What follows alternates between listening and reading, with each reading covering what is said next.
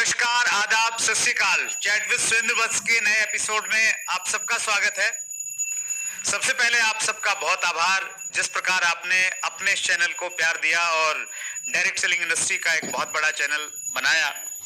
आज हमारे चैनल के लिए एक नया माइलस्टोन है। हम अपने चैनल पे किसी कंपनी का नाम नहीं लेते, लेकिन आज पहली बार हम इसकी शुरुआत कर रहे हैं, क्योंकि अब हम लोग इतना परिपक्व हो गए हैं। हमारे व्यूअर्स खुले मन से चीज़ों को देखते हैं, सीखते हैं हर व्यक्ति से। और आज हम इनवाइट कर रहे हैं, मैनेजमेंट की शुरुआत कर रहे हैं और हिंदुस्तान की उस कंपनी के फाउंडर को हम लोग आपके बीच बुला रहे हैं, इनवाइट कर रहे हैं, जिन्होंने आज से 25 साल पहले ये सोचा कि हिंदुस्तान में डायरेक्ट सेलिंग होनी चाहिए। और मेरी जो नॉलेज है उसके अनुसार वो पहली इंडियन कंपनी है जिन्होंने, इंडियन बेस की कंपनी ने डायरेक्ट सेलिंग को शुरुआत किया। उनसे हम लोग बातचीत करेंगे। सो मैं पर्सनली बहुत एक्साइटेड हूँ। आइए हम सब लोग मिलके इनवाइट करते हैं मोदी केयर के founder and managing director Sameer Modi साहब का। सर, बहुत बहुत स्वागत है चैट विद सुरेंद्र वत्स में। नमस्ते सर, थैंक यू, आपने हमें यहाँ बुलाया, मैं इसका बहुत आभारी हूँ। Thank you so much sir. आपका हमने कमिंग सून का इंटरव्यू डाला था सर, एक वीडियो डाला था छोटा सा, और उस पर कुछ लोगों ने जो रिएक्शंस दिए हैं आपके आने की खुशी में सर, वो मैं आपको पढ़ के सुनाना चाहता हूँ। राहुल प्रजापति जी ने लिखा है, डायरेक्ट सेलिंग के जनक और हमारे महागुरु का सहृदय स्वागत। ऋषिकेश पांडे लिख रहे हैं sir, Sameer sir is a living legend. Arun Kumar V लिखते हैं, network marketing tycoon, the legendary and visionary god father of MLM, we are waiting for you sir. Imam Hasan लिखते हैं, लीजेंड पर्सनैलिटी, लाखों लोगों के भाग्य विदाता। और अमित गौतम ने लिखा है, हमें तुमसे प्यार कितना ये हम नहीं जानते, मगर जी नहीं सकते तुम्हारे बिना। तो बहुत प्यार करते हैं सर लोग, पूरी इंडस्ट्री में आपका एक अलग मान सम्मान है। हमारे व्यूअर्स भी बहुत प्यार करते हैं सर। बहुत कुछ मैं जर्नली मैं थोड़ा सा बहुत एक्साइटेड रहता हूँ, लेकिन आज थोड़ा सा नर्वस सा मैं महसूस कर रहा हूँ, लेकिन मुझे लग रहा है आपके साथ में बैठ के मैं ठीक हो जाऊंगा। हालांकि आपके बारे में सब कुछ जानते हैं सर, आप एक इतनी बड़ी बैकग्राउंड से हैं। बैकग्राउंड तो हमने सुनी है, अमीर घरों की बैकग्राउंड हमने नहीं सुनी, वहाँ कैसे पालन पोषण होता है, कहाँ एजुकेशन होती है। सो थोड़ा सा आपके बारे में, आपकी थोड़ी बैकग्राउंड और अब तक की जर्नी के बारे में थोड़ा जानना चाहते हैं सर। मेरा जन्म हुआ था 1969 में, और मैं दो महीने प्रीमेच्योर था, 2.5 पाउंड का था। ऐसा लगा नहीं कि सर्वाइव करूंगा कि नहीं करूंगा, और उस समय भी जल्दी में था, अभी भी जल्दी में हूँ। पूरी ज़िंदगी बोर्डिंग स्कूल में बिताई है, बिकॉज मोदी नगर में, और वहाँ एजुकेशन का जो स्टैंडर्ड था वो इतना था नहीं। और मेरे ग्रैंडफादर का ये था कि ट्रेनिंग अच्छी होनी चाहिए, कि शुरुआत से कि जहाँ पर भी पढ़ाओ, काम कराओ, वो ऐसा होना चाहिए कि बिल्कुल नंबर 1 होना चाहिए। मैं दून स्कूल का ग्रेजुएट हूँ। मैंने पहला रुपया कमाया है एज अ वेटर। अच्छा, वाह। तो मैं ऑस्ट्रेलिया गया था एक्सचेंज प्रोग्राम के लिए। तो I used to wait 7 days a week in Indian restaurant from 6 to 12। तो उसके जब मैं वापस आया, मैंने कहा जी कुछ खरीदना है अपने पेरेंट्स के लिए, तो जर्नी बैक में CD प्लेयर लॉन्च हुआ था। अच्छा। तो जितने पैसे बचाए थे वो सारे वहाँ ख़त्म कर दी। CD प्लेयर एक माँ के लिए लिया, एक बाप के लिए लिया। और फिर यहाँ हिंदू कॉलेज में पढ़ा हुआ हूँ। इसके बाद पिताजी ने कहा कि आपको काम करना है। तो during college only started work. तो वो 32 years ऑफ वर्किंग। और क्या कि गॉड इज बीन काइंड। लोग कहते हैं जी आप सिल्वर स्पून में आप तो पैदा हुए हैं, पर यह है कि बड़ी फैमिली में पैदा होने का अपना ही दर्द है, कि सब लोग आपको देखते हैं, आप लाइमलाइट में होते हैं, और कुछ बात हो जाए, छोटी सी बात, तो अखबारों में छप जाती है। तो देयर ओन प्रेशर, और बरादरी का भी प्रेशर है कि आप इस फैमिली से हैं, वो उस फैमिली से हैं, आप कैसे कर रहे हो, वो कैसे कर रहे हैं। और बट ट्रेनिंग बहुत करी है। पहले ऑस्ट्रेलिया गया, उसके बाद अमेरिका गया, 2 साल ट्रेनिंग करी अमेरिका में। फिर वापस आया, फिर ट्रेनिंग करी पिताजी की बिजनेस में, कि उन्होंने कहा जी आप तो ट्रेनर हो, आप अभी सीख कर आए हो कि मैनेजर क्या होता है। अब आपको सीखना है कि एंटरप्रेन्योर क्या किसको कहते हैं। तो शुरू में तो अपनी कंपनियां चालू करी, और पुरानी कंपनियां जो अच्छा काम नहीं कर रही थी वो मुझे थोप दी गई कि भैया इनको रिवाइव करो। बट ट्रायल में ये देखा कि डायरेक्ट सेलिंग एक ऐसी इंडस्ट्री है, MLM ऐसी इंडस्ट्री है जो ग्रो कर रही है। उसके बारे में मालूम पड़ा कि कोई दोस्त थे, वो प्रोडक्ट बेचने आए हमें। क्या मिले तो चाय पे मिले तो कहा जी अच्छा ये प्रोडक्ट देख लीजिए, बहुत अच्छा प्रोडक्ट है। तो पहला प्रोडक्ट लिया हम जब LA में थे। अभी वर्ल्ड की बेस्ट कंपनी है, उनमें से एक कंपनी के वो डिस्ट्रीब्यूटर थे। जैसे बात करने लगे, देखा कि भाई ये ऐसी इंडस्ट्री है जो ग्रो करेगी, जो लोगों को पैसा देगी। काम कुछ नहीं था, मारा मारी, लोग मंदिर के सामने खड़े हो जाते हैं, कहते हैं ये जितना चंदा मैं ज़्यादा दूंगा उतनी जल्दी में भगवान मेरे प्रेयर आंसर करेगा। सोचा कि क्या कर सकते हैं जिससे लोगों को कम इन्वेस्टमेंट या नो इन्वेस्टमेंट के साथ विद ट्रेनिंग और उनका जो ड्रीम है, सपना जो है उसे पूरा कैसे करें। तो उससे 1996 में मोदी का जन्म हुआ कि हम पहली डायरेक्ट ट्रेनिंग कंपनी थी, धंधा जानते नहीं थे। मैं डिस्ट्रीब्यूटर बन गया काफ़ी कंपनियों के, in America, Australia, Japan, Thailand, UK, और वहाँ मैंने और डिस्ट्रीब्यूटर के साथ बिजनेस सीखी। अच्छा, आपने खुद मतलब प्रैक्टिकली करके देखा सर? प्रैक्टिकली मैं डिस्ट्रीब्यूटर था। अच्छा, वाह। क्योंकि धंधा जानते नहीं थे, बिना जाने धंधा खड़ा नहीं कर सकते थे। तो पहले तो खुद सीखा, फिर विलायत में जो कंपनी थी उनके प्रोडक्ट लेकर आए, उनमें री इंजीनियरिंग करी, टेस्टिंग करी कि ऐसे प्रोडक्ट हम बना सकते हैं नहीं बना सकते। क्योंकि ग्रैंडफादर कहते थे कि या तो बढ़िया कंपनी को लेकर आओ वर्ल्ड की, या नहीं ला सकते तो खुद बन जाओ वर्ल्ड की बेस्ट कंपनी। तो शुरुआत वहाँ से हुई थी। पहला सेंटर खोला था रजोरी गार्डन में, ऐड डाला था। पिताजी को कहा साहब कि इस साल तो हम करेंगे करोड़ों में बिजनेस, कोई लाखों में बिजनेस। फिर दूसरे साल वही किस्सा, साहब अब तो हम सीख गए हैं, अब करोड़ों में होगी, फिर लाखों में होगी बिजनेस।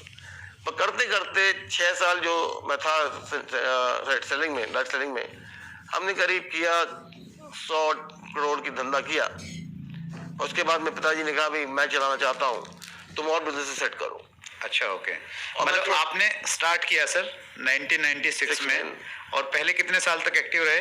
2002 तक एक्टिव रहे। ओके। और फिर फादर ने कहा मुझे थोड़े दिन के लिए दे दो। अच्छा, ओके। थोड़े दिन हो गए, 13 साल। अच्छा, ओके। तो 13 साल के वनवास के बाद 2015 में मोदी से मेरे पास आ गई। अच्छा, राइट। पर उस मोदी केयर जो मैं चालू करी थी और जो मोदी केयर मेरे पास आई थी वो बहुत अलग कंपनी थी, उसका जो कोई रिजेम्बलेंस नहीं था। कल्चर पूरा चेंज हो गया होगा sir? Culture, product, system, theory, सब कुछ बदल चुका था। पर मैंने कहा अपने पिताजी को भाई ऐसे तो मैं चला नहीं सकता, तो मुझे तो रेडिकल चेंज लाना पड़ेगा। राइट। ये जो है जो सिस्टम है वो मैं समझ नहीं सकता कि मैं सिर्फ MBA पास हूँ हार्वर्ड से, मुझे डॉक्टरेट करनी पड़ेगी टू अंडरस्टैंड कि ये सिस्टम क्या है। राइट। तो मेरे का डॉक्टरेट करने का टाइम नहीं है, तो अगर मैं डॉक्टर नहीं बन सकता तो आम आदमी नहीं बन सकता डॉक्टर। तो इसको पहले तो हमने मार्केटिंग प्लान चेंज किया। राइट। उसके बाद सारे प्रोडक्ट में डिस्काउंट कर दिया 40%, और पूरे पोर्टफोलियो रिवैम्प किया। कि मेरा एक ही मकसद था साहब कि मेरा एक सिंगल प्रोडक्ट है, वो है आज़ादी। राइट।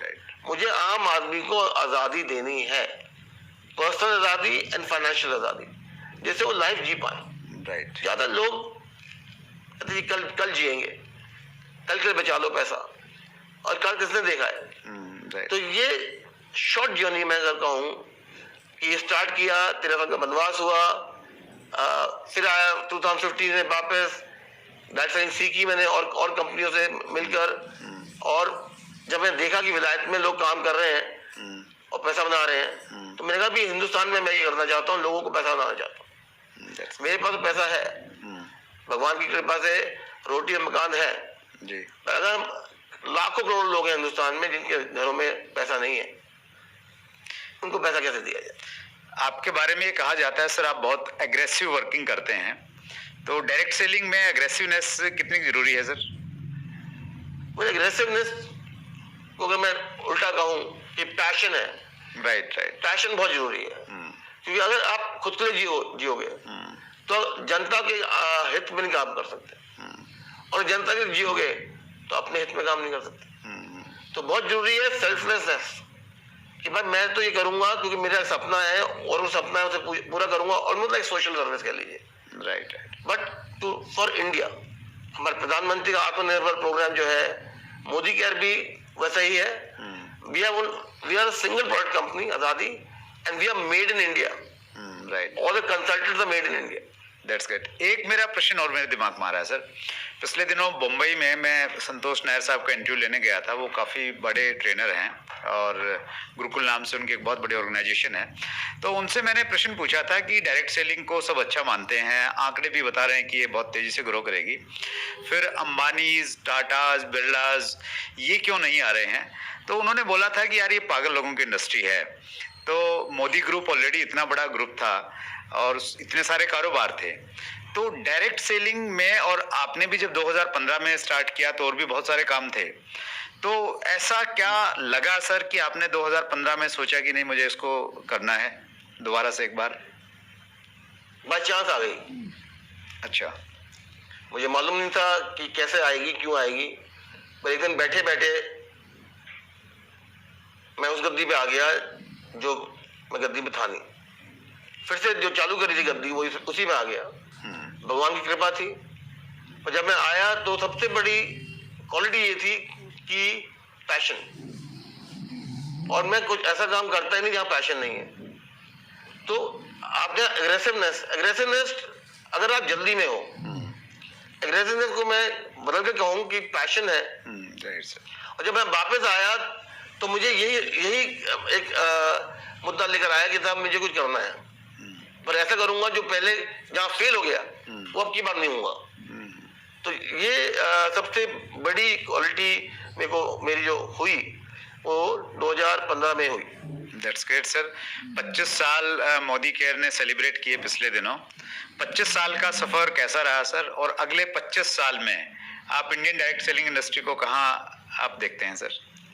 25 साल has been up and down from no industry, पहले इंडस्ट्री थी नहीं है, हम पहली डायरेक्ट सेलिंग कंपनी थी। From zero experience to extreme experience, from one person joining to 3 lakh people joining every month. Wow. तो this has been journey has been up and down. नए product, नया सीखना, लोगों के साथ एम्पैथी कैसे करना, सबसे बड़ा एक्सपीरियंस तो ये रहा कि भाई लोगों को आप बात करते हो तो आप उनके साथ एक कैसे बन सको। सबके अपने सपने हैं। राइट। आपको अगर पूरा करना है किसी और का सपना तो वैसे ही पूरा कर सकते हो जब उनका सपना पूरा कर सकते हो, उनको जान सकते हो, उनके बीच बैठ सकते हो, सिर्फ not as owner consultant but as family. तो मेरे एम्प्लॉय सारे मेरे फैमिली हैं और सारे कंसल्टेंट मेरी फैमिली है। उसमें आज मैं किसी कंसल्टेंट को नहीं जानता जो मैं ट्रीट करता हूँ कि ये कंसल्टेंट है, इसके दुख नहीं है, बल्कि आज मेरा नंबर जो है वो नेट में अवेलेबल है कि अगर आपको रीच आउट करना है समीर मोदी को तो ये है मेरा मोबाइल नंबर, आप इसको दबाकर आप रीच आउट कर सकते हैं। मुझे कॉल आती है 4-4 बजे सुबह तक। लोग ये नहीं बिलीव कर सकते कि समीर मोदी का नंबर कोई दे रहा है, ये तो कस्टमर सर्विस का नंबर होगा। क्योंकि आम आदमी को अगर एक बनाना है तो उसका एक बनना जरूरी है, उसे सपने जरूर समझने पड़े, पैशन, डेडिकेशन, वो इज नॉट इनहेरेंट, उसके साथ बैठकर उसे बिल्ड करना चाहिए। That's great sir. तो साथ में उसके साथ जैसे मैंने मेरी this saying came back in my life 2015 में। और अगर कोई कहे कि आपके ऊपर सबसे बड़ा असर क्या हुआ है वो है मोदी का, और ये सेइंग, इस सेइंग ने मेरी जिंदगी बदल दी। मोदी की जिंदगी बदली वो तो एक है, लोगों के साथ जो जुड़े हमारे साथ वो दूसरा है, पर सबसे बड़ी चीज जो मैं समझता हूँ वो है कि समीर मोदी बन गए। That's great, wonderful sir. ये बहुत फेमस लाइन है सर आपकी, और बहुत सारे लोग इसको फॉलो कर रहे हैं। मेरी बहुत फेवरेट लाइन बन गई, और मैं इसमें देखता हूँ कि भाई जब तक खुद को नहीं बदलेंगे तो फिर दुनिया तो हम लोग कैसे बदल सकते हैं। Wonderful sir. अगले 25 साल में कहाँ लगता है सर हमारी इंडस्ट्री कहाँ पहुँच जाएगी? अभी तो हमारी इंडस्ट्री बहुत छोटी इंडस्ट्री है, it is not even industry अगर कहें आप, क्योंकि यहाँ करोड़ों लोग हैं। अगले 25 साल में direct selling will become a big industry, it will become a top 5 industries in the world in direct selling, and लोग बहुत पैसा बनाएंगे, लोगों की जिंदगी बहुत बदलेगी। तो आत्मनिर्भर जो श्री मोदी ने कहा कि उनका ये निर्णय है, ये गवर्नमेंट का आगे चलने का जो विचार है, आई थिंक अगले 25 साल में डायरेक्ट सेलिंग इंडस्ट्री उसे पूरा नहीं करेगी, सिर्फ उसे अनगिनत लोगों के साथ पूरा करेगी। That's great sir. जो यूथ आज डायरेक्ट सेलिंग में है सर, 20-22 साल में वो काम कर रहा है, तो ये माने कि जब वो 50 साल के आसपास पहुंचेंगे तो वो अपने सपनों की ज़िंदगी जी चुके होंगे और बहुत कुछ एंजॉय करने वाले हैं। मतलब मैं ये प्रश्न आपसे इसलिए पूछ रहा हूँ सर कि आज के टाइम में हालांकि गाइडलाइन हमारे पास में है, लेकिन उसके बावजूद भी बहुत सारे कन्फ्यूजन्स हैं, लोगों को भी डाउट है कि डायरेक्ट सेलिंग पता नहीं चलेगा नहीं चलेगा, तो स्पेशली यूथ को आप क्या संदेश देना चाहते हैं सर? पहले तो ये है कि कंपनी जो चूज करें वैसी करें जो उनके विचारों में उनकी पॉलिसी सेम हो, राइट, और उनके प्रोडक्ट ऐसे हों कि वो उन्हें यूज कर सकें और बेच सकें, राइट। तो कंपनी चूज करना सबसे जरूरी है। फिर ये देखने का कि कंपनी की हिस्ट्री क्या है, कहाँ से आए हैं, राइट, उनकी बुनियाद क्या है, राइट, वो आज रहेंगे कि नहीं रहेंगे, कि बहुत फ्लाई बाय नाइट कंपनी है, पैसा बनाया बंद किया चल पड़े। उनको ये जरूर है कि अगर आपका सपना है तो अपना विचार आप निर्णय लेकर जुड़िए, और ये जुड़िए कि इसमें शुरू में पैसा नहीं आएगा, राइट, राइट, ये सोच के चलिए कि ओवरनाइट पैसा नहीं बन सकता, या कोई जादू की कोई वो नहीं है। तो ये जरूर है कि एक सिस्टम है, सिस्टम आप डुप्लीकेट करेंगे तो आपकी जिंदगी में पैसा आएगा।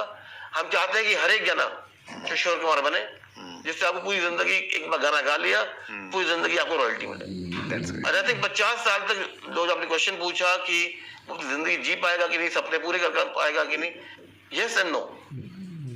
अच्छा, दोनों उसी पे निर्भर करता है, क्योंकि यस है कि जो आज सपने हैं वो तो पूरे हो जाएंगे, राइट, पर जो मेरे लिए आपके लिए सपना है जी सर, वो भी तो पूरा होना है, और सपना वो पूरी लाइफ चलेगा। तो आज आपने ये चीज कर लिया, कल आप कहेंगे अब मुझे ये करना है, तो मेरे हिसाब से सपना तो मरते दम तक चलेगा। और मोदी की ये डायरेक्ट सेलिंग कंपनियां जो भी हैं, अच्छी कंपनियां हैं, उन्हें ये समझना पड़ेगा कि ये सपना है और इसे पूरा करना है। तो लोगों को एक सपना पूरे होने के बाद दूसरा सपना आ जाता है।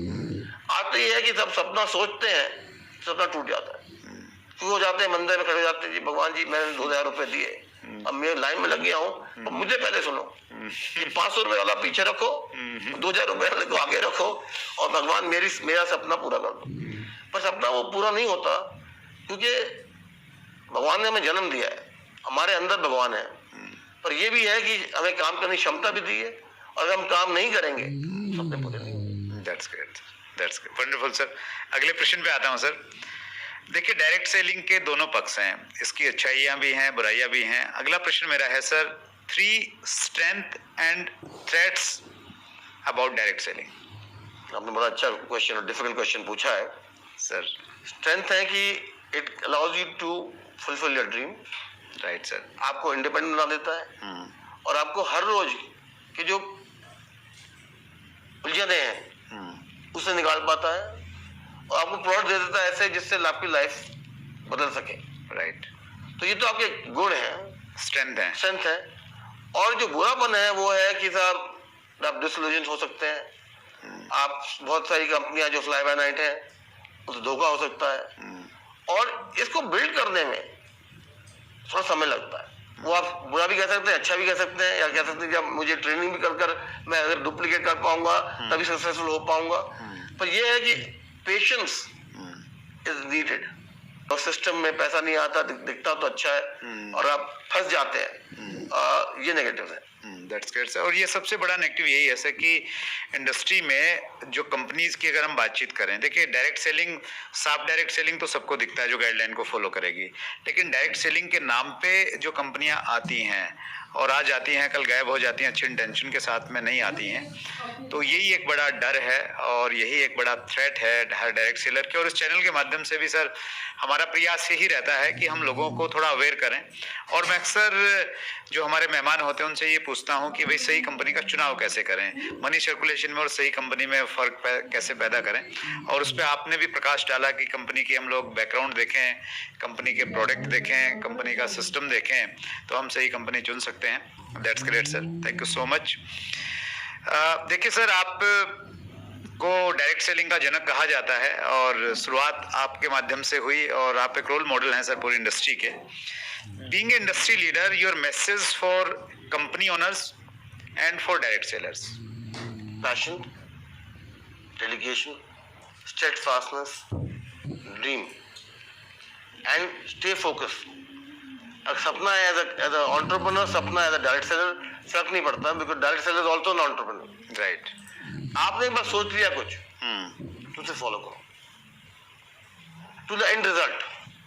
और ये जरूर है, अगर मैं डायरेक्ट सेलिंग का कहूँ तो ऐसी बिजनेस है जो लाइफ लॉन्ग चल सकती है. ग्रोथ बहुत है, लोग बहुत हैं, तो आपका बेस जो है या कहें जो कंज्यूमर है वो बहुत बड़ा है. तो इस industry to definitely come and promote. And जो डायरेक्ट सेलर है उसके लिए है कि साहब अगर आप सक्सेसफुल हो सकें या हो जाते हैं, Right. तो मनी इज अनगिनत. Right.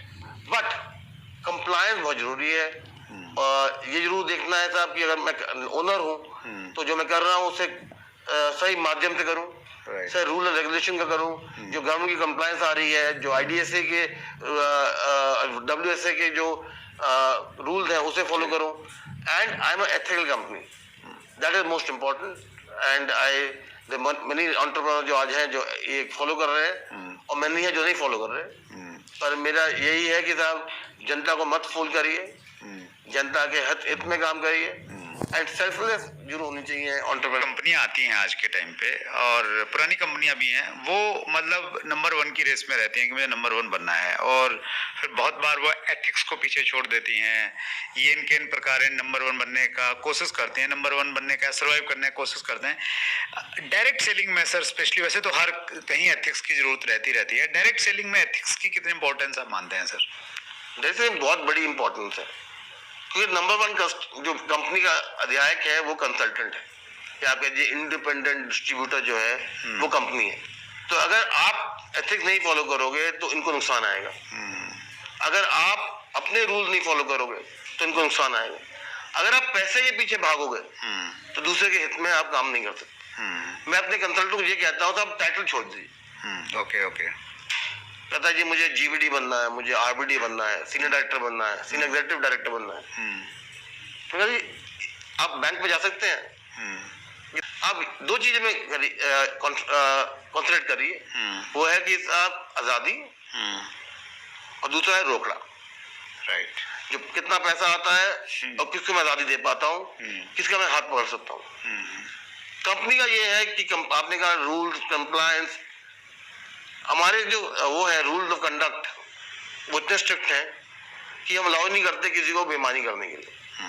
अगर हमें मालूम पड़ गया कि आपने बेईमानी कर रही है, no question asked, will send you notice. आप कह रहे हो कि पैसे के बाद लोग भागते हैं. मेरा तो पैसा आज़ादी है, मैं करेंसी से आज़ादी है एंड द कॉमन मैन. अगर मैं आज़ादी दे पाऊँ लाखों करोड़ लोगों को, और फिर ट्रू आज़ादी दे पाऊँ, पैसा आ जाएगा. आज पैसे की जरूरत नहीं है मुझे. ट्रू आज़ादी किसको माने सर हम लोग, एक आम आदमी की भाषा में, मतलब कितना पैसा को माने कि भी इतना पैसा आ रहा है, या क्या मीनिंग है समीर मोदी साहब की ट्रू आज़ादी का? ट्रू आज़ादी वो है जब आप बिना सोचे समझे, बिना थॉट के, बिना टेंशन के, आप जो चाहते हो हो जाए. राइट. आप सुबह उठे आपको हो जी मुझे जीना है. राइट. मुझे वो कहते हैं डांस इन द रेन करना है, फूल की खुशबू देखनी है. तो उसे एक तो कहते हैं पर्सनल आज़ादी. राइट. कि आपने कल को छोड़ के आज में कॉन्सेंट्रेट किया. और दूसरा है कि साहब आपके सपने हर रोज पूरे हो रहे कि नहीं. 5,000 किसी का सपना 5,000 का है, किसी का सपना 5 करोड़ का है, किसी का 50 करोड़ का है. तो सपने बढ़ते जाते हैं जैसे आपकी लाइफस्टाइल चलती है. तो मेरा एक ही मकसद है, आपके सपना तब बढ़ेंगे जब पैसा बनाओगे. आपके पैसे जब बनेंगे आप खुश रहोगे. आप खुश तब रहोगे जब अपनी सोच बदलोगे. इन सिस्टम दैट रिक्वायर्स, कहते नहीं वो दिमाग बदलना बहुत जरूरी है. तभी मैं कहता हूँ जी सोच बदलो, खुद को बदलो, दुनिया बदलो. और अगर हम कहें कि हमारा सबसे बड़ा मकसद है पैसा, तो हम तो डूब गए. राइट. मतलब आपकी जो आज़ादी है उसमें पैसा एक छोटा सा माध्यम है, लेकिन उसके मायने बहुत बड़े हैं, उसमें बहुत सारी चीजें और साथ में शामिल हैं. आज़ादी जब कहें फुल आज़ादी. राइट. आज़ादी फ्रॉम टाइम, आज़ादी फ्रॉम थॉट, एंड आज़ादी फ्रॉम फाइनेंशियल डिस्ट्रेस. राइट. सपने पूरे हो. Right. So the change system. अभी हम कुछ व्यूवर्स के क्वेश्चन लेना चाहेंगे सर। बहुत सारे, देखिए आपके वीडियो को बहुत सारे लोगों ने देखा सर, बहुत थोड़े टाइम में, और आई थिंक 300 के लगभग उस पर कॉमेंट्स आए हैं। तो मैं कुछ क्वेश्चन लेता हूँ सर। प्लीज। मिस्टर सुनील का प्रश्न है, Sameer sir, my God father, आपका दिल इतना बड़ा क्यों है? ऐसा कहते हैं कि आप बहुत कुछ कर देते हैं इंडस्ट्री के लिए, और स्पेशली जो लोग आपके नज़दीक में रहते हैं उनके लिए, डायरेक्ट सेलर के। अच्छा सर। देखिए, आज जहाँ गद्दी पे हूँ, कल गद्दी पे ना हूँ। आज पैसा है, कल पैसा ना हो। सिर्फ एक कांस्टेंट है दिल, और दिल से जियोगे। तो जैसे आपने क्वेश्चन पूछा कि लोग पैसे के पीछे भागते हैं, कंपनियां कहती हैं नंबर 1 बनूंगा, बनूंगी, जो भी है, जो पैसे के लिए भागते हैं उनका दिल नहीं हो सकता। जो दिल है वाला है वो पैसे के लिए नहीं भागता, पर लोगों के लिए भागता है। तो एक और मेरा है कि अगर कदम के साथ मैं 2 कदम लूंगा, और शायद क्योंकि दो महीने में प्रीमेच्योर था, तो कुछ और थॉट थे। एजुकेशन है, राय बहादुर जी मेरे ग्रैंडफादर जो थे वो सोसाइटी में बहुत काम करते थे, मेरे पिताजी और एक सीजन एंटरप्रेन्योर थे। तो कॉम्बिनेशन उसको लेकर मुझे लगा कि साहब ट्रू होना चाहिए। वो आप कह लीजिए गुड पॉइंट भी है, बैड पॉइंट भी है, क्योंकि आप जब सॉफ्ट होते हैं तो लोग एडवांटेज भी लेते हैं। तो it has both the points that is working, but दिल जो है वही करेंसी है मेरे पास। मतलब आप लोगों के लिए काम करते हैं सर, इसलिए दिल इतना बड़ा है। क्योंकि मेरी कंपनी नहीं है मोदी केयर। मोदी केयर में मैं सिर्फ गद्दी में बैठा हूँ, लोगों के लिए। कंपनी लोगों की है। राइट। अगर लोग नहीं होंगे कंपनी का क्या होगा? तो मेरा पूरा एफर्ट लोगों के लिए है, और मेरी एक सिंपल पॉलिसी है कि अगर आप मेरे दरबार में आओगे तो आप खाली हाथ न जाओगे। राइट। सब कुछ पूरा नहीं कर पाऊंगा, बेस्ट ऑफ माय एबिलिटी जो मैं कर सकता हूँ मैं करूंगा, पर रूल नहीं तोड़ूंगा, नियम नहीं तोड़ूंगा, कोई गलत काम नहीं करूंगा। जो मैं कोई रात को अगर मैं अपना सिर तकिए पे रख पाऊं तो तब तक ये 8 दिन ठीक है। That's good, wonderful sir. Harpreet Singh का प्रश्न है, मार्केट में नेटवर्कर कम सेटवर्कर ज़्यादा हैं, इसके बारे में मोदी जी का क्या कहना है? थोड़ा सा एक ट्रेंड गलत हो गया सर पिछले दिनों स्पेशली, कि लोगों को अपनी तरफ आकर्षित करने के लिए अनएथिकल तरीके से काम किया जा रहा है। तो ये प्रैक्टिस सही तो नहीं है सर, ये तो निश्चित रूप से सही नहीं है, लेकिन ये सारी चीज़ें सर आपको परेशान करती हैं, और परेशान करती है तो इसका सोल्यूशन क्या है सर? मैं सेटवर्कर, मैंने नाम पहले सुना नहीं था। अच्छा। ये नाम 2015-16 में मेरे पास समझ में आई कि ये सेट वर्कर भी एक टर्म है। सेट वर्कर जो है वो इंडस्ट्री के लिए बहुत खराब है, और जो कंपनियां उन्हें इन्फ्लुएंस करती हैं, उन्हें कहते हैं जो इम्पोर्टेंस देती हैं, वो भी बहुत खराब है। सेट वर्कर का काम है कंपनी से कूदना, पैसा यहाँ बनाना, फिर कहते हैं जी मैं पूरा नेटवर्क यहाँ ले आऊंगा, मुझे कितना पैसा दोगे, फिर तीसरी कंपनी में ले आऊंगा। It's not good for industry. तो नेटवर्कर के लिए बहुत हानि है इसमें, और जो सेट वर्कर है ऊपर बैठा है, और जो लाखों लोग उसके नीचे हैं उनको तो आइडिया नहीं है क्या हो रहा है। बिसाइड द टॉप 10, 20, 30 लोग ले लीजिए, उसके बाद किसी और को आइडिया नहीं कि साहब ये सेट वर्कर जो हम है बन गए हैं, हम क्या करने वाले हैं अगले दिन। तो it is not good for industry. और मेरे ख्याल से सर जो सेटवर्किंग एटीट्यूड के लोग हैं वो बहुत आगे जा भी नहीं पाएंगे, क्योंकि मार्केट में चीज़ें छुपती नहीं हैं, देर सवेर मालूम चल जाता है, उनके नज़दीक वाले लोगों को भी सच्चाई चल जाती है, तो शायद उनको लगता है कि वो कुछ चेंज करके कुछ बड़ा कर लेंगे। आप शायद कुछ नहीं कर पाएंगे सर? नहीं, हम तो कोशिश कर ही रहे हैं। अगर आप पूछें कि कंपनियां कर रही है, हम कोशिश कर रहे हैं, क्योंकि डिफिकल्टी ये है कि अच्छी कंपनी भी सेट वर्कर को इनकरेज कर रही है। नहीं, जो सेट वर्कर को इंकरेज कर रहे हैं तो अच्छी कंपनी तो कैसे बोलेंगे सर? अच्छी कंपनी बोलेंगे क्योंकि आज आपने कहा कि बड़ी कंपनियां आ रही हैं, बड़ी कंपनियां जो आज बन चुकी हैं, चाहे उनकी 1000 करोड़ की हो या 500 करोड़ की हो या 1500 करोड़ की हो, फर्क नहीं पड़ता। They are encouraging set worker, क्योंकि उनके पास पैसा है बांटने के लिए, नंबर 1 बनना है। अगेन उसमें क्वेश्चन आ गया था, आप नंबर 1 बनना चाहते हो और नंबर 1 आदि देना चाहते हो, तो इट अगेन पूरा चक्र पूरा होता है। तो मेरे हिसाब से हम तो इनकरेज करते नहीं सेट वर्कर को, ना वो टर्म मैं पूरी तरह समझता हूँ, और ना वो टर्म हमारे एथिक्स में पेश आती है। Right, that's great sir. अगला प्रश्न ले रहा हूँ सर, ये प्रश्न है अनिल नागवानी का हमें तुमसे प्यार कितना ये हम नहीं जानते, ये गाना आपको इतना पसंद क्यों है? मुझे लगता है कि या मेरे जो विचार है वो है कि पुराने गानों में जो दर्द है और जो प्यार है और जो अर्थ है वो आज नए गानों में नहीं है। और जो गाने कह सकते हैं वो मुंह जाने से इंसान नहीं कह सकता।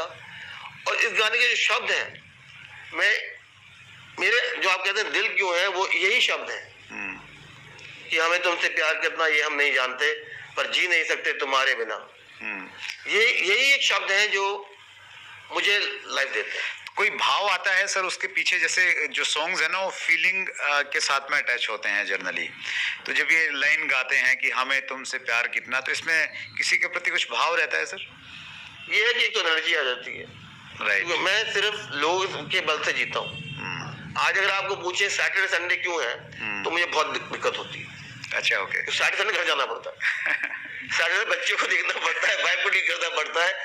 बट मंडे से Friday I am in my own space, जहाँ लोगों का प्यार है। और ये हमें तुमसे प्यार कितना मुझे एनर्जाइज कर देता है।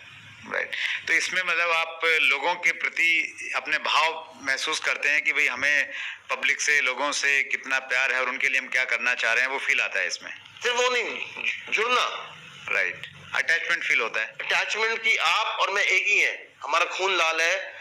ये जरूर ये फर्क ये है कि आप जहाँ पैदा हुए हैं और मैं जहाँ पैदा हुआ हूँ वो शायद अलग हो, पर दुख भी वही है, खून भी वही है और विचार भी वही है।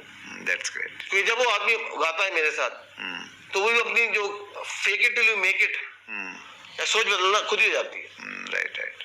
उसमें अपना ही, हम कहते हैं मोदी के में song number 19। Song number 19, yes, बहुत सारे लोगों ने प्रश्न किया है सर ये। तो ये भी वही है साहब कि किसी इवेंट में प्ले किया, वहां पर मुझे गाना नहीं आता था। अब मोदी के में पिछले 5 साल गाना भी सीख गया हूँ। शायद वॉइस इतनी किशोर कुमार की नहीं है या मोहम्मद जी की नहीं है, तो ये है कि हर एक इवेंट के बाद वॉइस का जो है वो बढ़ ही रहा है, अच्छा ही हो रही है। एक आध गाने की एक आध लाइन सर आप अगर गाएंगे तो थोड़ा अच्छा रहेगा हमारे व्यूअर्स को भी। हमें तुमसे प्यार कितना ये हम नहीं जानते, मगर जी नहीं सकते तुम्हारे बिना। हमें तुमसे प्यार कितना। That's great, wonderful sir. ये तो आपका बहुत दिल के बहुत करीब है सर। और कोई गाना सर जो आप गुनगुनाना पसंद करते हैं, अच्छा लगता है?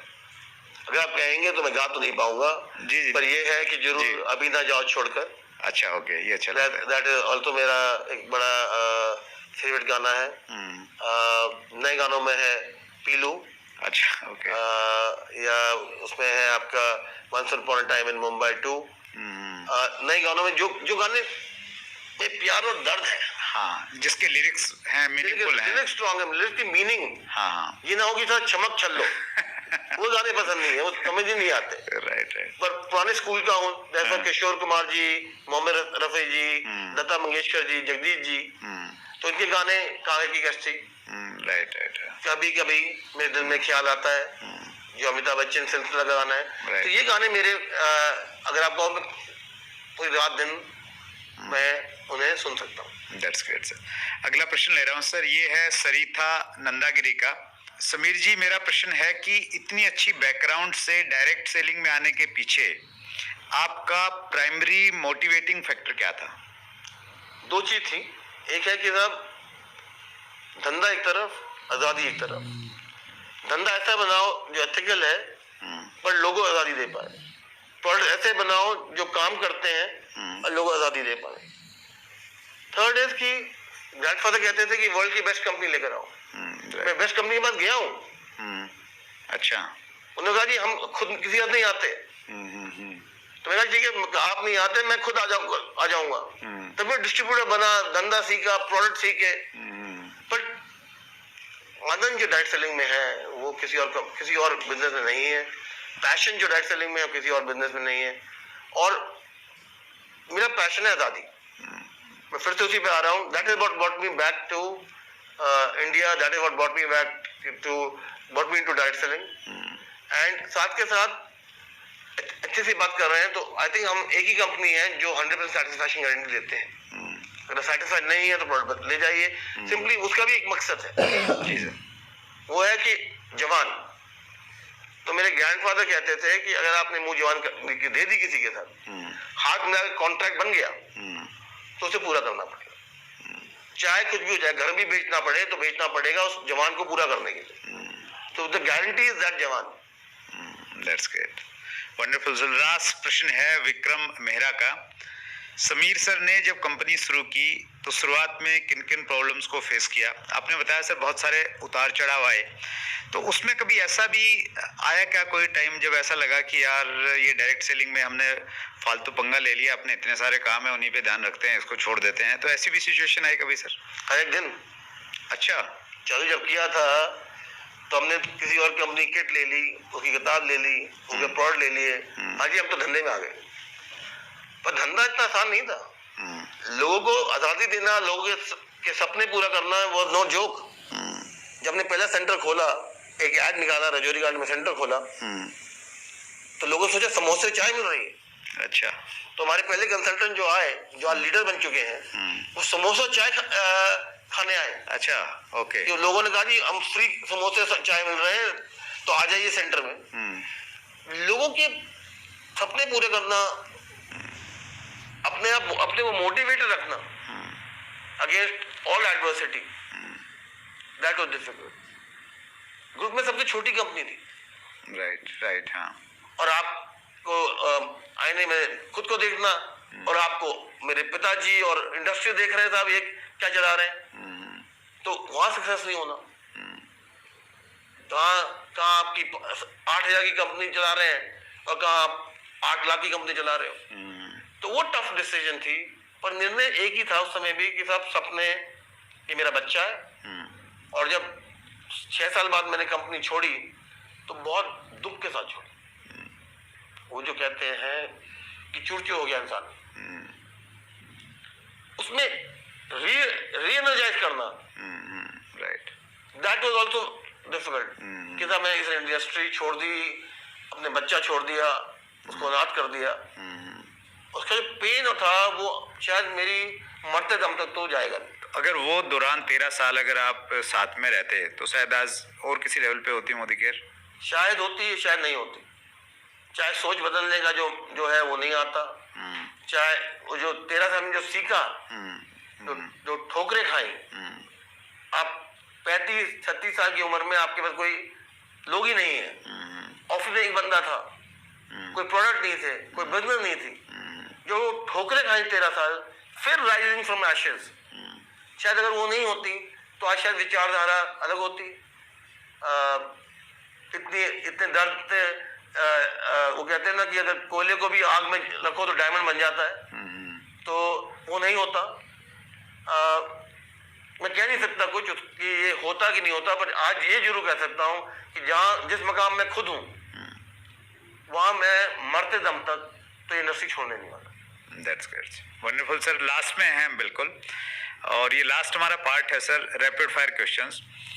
कुछ सवाल पूछ रहा हूँ, फास्ट आपने जवाब देने हैं सर। समीर मोदी जी की एक स्ट्रेंथ और एक वीकनेस?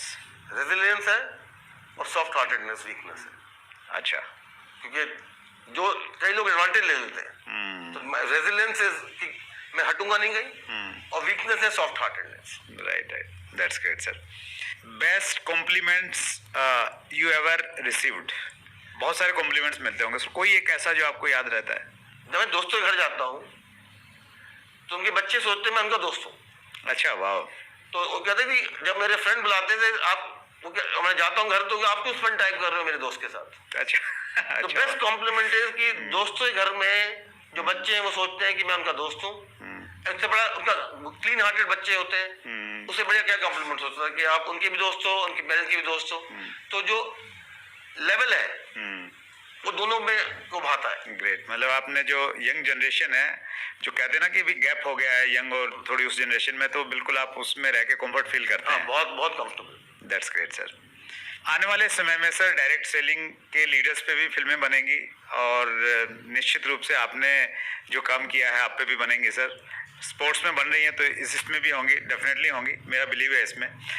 अगर आप पे फिल्म बने तो कौन एक्टिंग करे?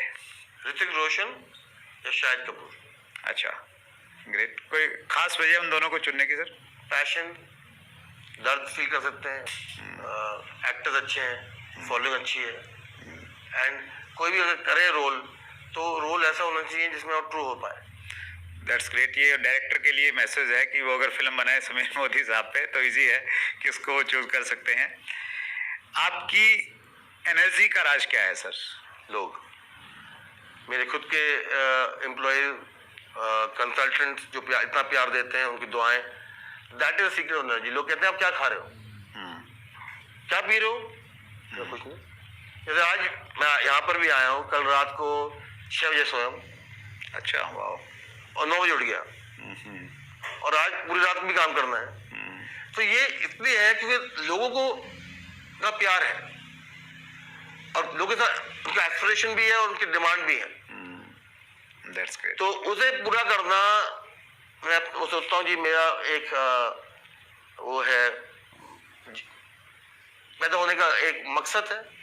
मैं दुनिया में आया हूँ लोगों के सपने पूरे करना, और यही एक एनर्जी है जो मुझे, वो कहते हैं Duracell battery, right, you keep going going going. तो ये शायद वही है कि साहब 2 महीने जल्दी पैदा हुए, भागते हुए आए, भागते हुए जाएंगे। समीर ही है, हवा का झोंका, तो नाम भी है, तो सब कुछ मिला बोलू के दिस इज द एनर्जी। तो अगर लोगों को एनर्जी चाहिए तो वो भी लोगों से प्यार करें, उनके सपनों के लिए काम करें तो एनर्जेटिक रह सकते हैं। खुद अपना सब कुछ देना, तन मन धन, राइट, और एक बन जाए तो खुशी आ जाएंगी। That's great.